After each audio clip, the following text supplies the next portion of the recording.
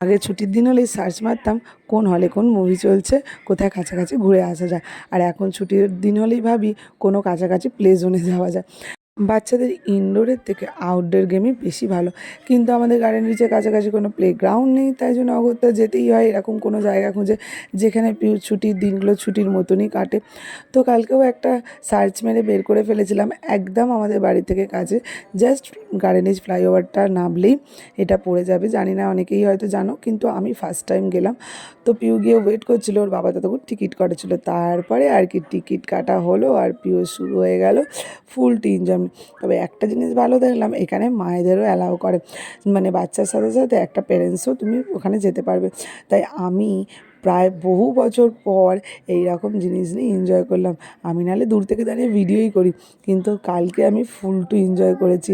মানে বাড়ি আসার পর সেটা পা যন্ত্রণা তো আলাদা ব্যাপার, কিন্তু অনেক বছর পর যেন মনে হচ্ছে আবার পিউর সাথে বাচ্চাদের মতন খেলা করলাম। আর পিউ তো বিভিন্ন রকম অ্যাক্টিভিটি পেয়ে ও আকে আর ধরে কে। আমার তো প্রত্যেকটা ক্রস করতে কী ভয় করছিল, আর পিউ ও তো এই বিগ বিগ টার্নিংগুলো তো এত এনজয় করছিল যে বলার মতন না। আমি একবার গিয়েই ভয় পাচ্ছি, আর ও বলছে মা চলো আবার চলো আবার চলো। বাচ্চাদের সাথে বাচ্চা হওয়ার জন্যই এই জায়গাটা। তবে ফার্স্ট ফ্লোরটা পুরো বড়দের জন্য, এটা হচ্ছে ফ্যামিলি প্লে জোন, মানে বড়রাও এনজয় করতে পারবে, বড়দের বিভিন্ন রকম অ্যাক্টিভিটিও আছে।